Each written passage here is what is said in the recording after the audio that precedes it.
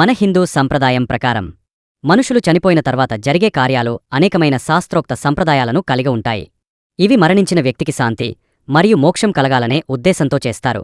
ఈ క్రింది విధంగా ప్రధాన కార్యాలు ఉంటాయి అని రుద్ర చెప్పడం ప్రారంభించగా అక్కడ ఉన్న కుటుంబ సభ్యులు అందరూ కూడా చాలా ఆసక్తిగా వినడం మొదలుపెట్టారు.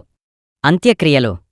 మరణం జరిగిన వెంటనే లేదా 12 గంటలలోపే శవాన్ని శుభ్రం చేయడం, పుష్పాలతో అలంకరించడం, అగ్నికి ఆర్పించడం, దహన సంస్కారం. ఇది ముఖ్యమైన క్రియ. దహనానికి ముందు పిండ ప్రదానం మొదలవుతుంది. పుట్టిన కుమారుడు లేదా కర్త తల నురిగి శవానికి అగ్నిప్రదానం చేస్తాడు. పిండ ప్రదానం. ఇది మరణించిన వ్యక్తికి దేహాన్ని వదిలిన తర్వాత పితృలోకానికి చేరే మార్గం సాఫీగా ఉండాలని చేయబడే ప్రక్రియ. కూరగాయలు, అన్నం, పిండాలు వంటివి వేసి వాటిని పితృదేవతలకు సమర్పిస్తారు. 3 అశౌచకాలం. కుటుంబ సభ్యులు సుమారు 10 నుంచి 13 రోజులు అశౌచంలో ఉంటారు. ఈ కాలంలో వారు మత సంబంధిత కార్యక్రమాలకు దూరంగా ఉంటారు. శుద్ధి కోసం 10వ రోజు లేదా 11వ రోజు శుద్ధి క్రియలు జరుపుతారు. శ్రద్ధ. 10వ, 11వ, 12వ, 13వ రోజు కార్యాలు. 10వ రోజు పితృదేవత రూపంగా ఆత్మకి పిండాలు సమర్పించడం. 11వ రోజు ఏకోదృష్టి పితృలోకానికి ఆత్మ చేరిందని భావించి పూజలు. 12వ రోజు సపిండికరణం, ఆత్మను పితృగణంలో చేర్చడం. 13వ రోజు అభివందన సభ, అన్నదానము, గోత్ర నామస్మరణ. వార్షిక శ్రద్ధ. దీనినే మాసికం లేదా తద్దినం అంటారు. ప్రతి నెలా ఒకసారి మాసిక శ్రద్ధ జరుపుతారు. మరణించిన రోజున తద్దినం, వార్షిక శ్రద్ధ చేయడం ద్వారా పితృదేవతలకు సంతృప్తి కలుగుతుందని నమ్మకం. మహాలయ పక్షం లేదా పితృపక్షం.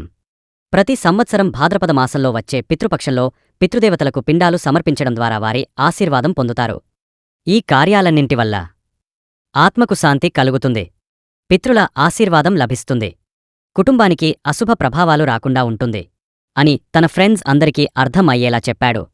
శ్రద్ధకర్మల మధ్యలో రుద్ర మాటలు విని గోరఖ్నాథ్ క్షణం నిశ్చలంగా నిలిచిపోయాడు. ఇంత లోతైన విషయాలు నీ వయస్సులో ఎవరు ఊహించగలరు? నీవు చెప్పింది నిజంగా ఆశ్చర్యకరం, అంతేకాక సత్యము అంటూ రుద్రను మెచ్చుకున్నాడు.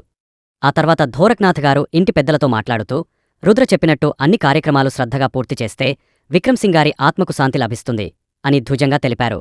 ఆయన మాటలు వినగానే అక్కడ ఉన్న ప్రతి ఒక్కరూ తలలు ఊపుతూ అంగీకారం తెలిపారు. తర్వాత గోరఖ్నాథ్ గారు అక్కడ నుంచి వెళ్ళుటకు సిద్ధం చేసుకున్నారు. అందరూ లేచి ఆయన కాళ్లమీద పడి ఆశీర్వాదం తీసుకున్నారు.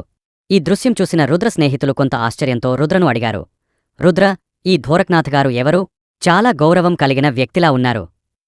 అప్పుడు రుద్ర వారికి అర్థం అయ్యేలా చెప్తూ, ఘోరకనాథ్ గారు ఇక్కడ పక్కనే ఉన్న పురాతన శివాలయంలో మహాపండితులు. ఆయన్ని చతుర్వేది అని కూడా పిలుస్తారు. చతుర్వేది అంటే 4 వేదాలు పూర్తిగా అధ్యయనం చేసినవాడు అని అర్థం. అలాంటి మహానుభావుడిని కలవటం మన అదృష్టమే అని చెప్పాడు. ఆ కార్యక్రమం ఘనంగా, శాంతియుతంగా ముగిసింది. ధోరఖ్నాథ్ గారి మార్గదర్శనంలో అన్ని శ్రద్ధకర్మలు పూర్తిచేశారు. చివరికి అందరూ తలలు వంచి విక్రమ్ సింగ్ గారి ఆత్మకి శాంతిని కాంక్షిస్తూ నిశ్శబ్దంగా కాసేపు నిలబడ్డారు. ఆ తర్వాత ఒక్కొక్కరుగా అక్కడినుంచి లేచి ఇంటివైపు నడక ప్రారంభించారు. నిశ్శబ్దతను వాతావరణం చుట్టుముట్టింది. ఎవరి మనసులోనూ గాయమైన ఆలోచనలు, చిగురించిన భయాలు, కానీ ఉక్కిరిబిక్కిరి చేసే ప్రశాంతత. ఇంటికి చేరుకున్న తర్వాత అందరూ కొంత రిలీఫ్గా భావించారు. అలసటతో కదిలే అడుగులు వేసుకుంటూ ఒక్కొక్కరుగా డైనింగ్ టేబుల్ వద్ద కూర్చున్నారు. వేడివేడి భోజనం వాసన రుచికరమైన ఆకలిని రెట్టింపు చేసింది. ఒకరినొకరు చూశారు, చిన్న చిన్న మాటలు మార్చుకుంటూ ఆ భోజనాన్ని ఆస్వాదించారు. అందరూ మౌనంగా కాకుండా కార్యక్రమంలో జరిగిన సంఘటనల గురించి మాట్లాడుకుంటూ, ఘోరఖ్నాథ్ గారి వివేకం, రుద్ర చెప్పిన విషయాలపై అభినందనలు చెప్పుకుంటూ భోజనం పూర్తిచేశారు. ఆ తర్వాత ఒక్కొక్కరుగా లేచి తమ గదుల వైపు నడిచారు.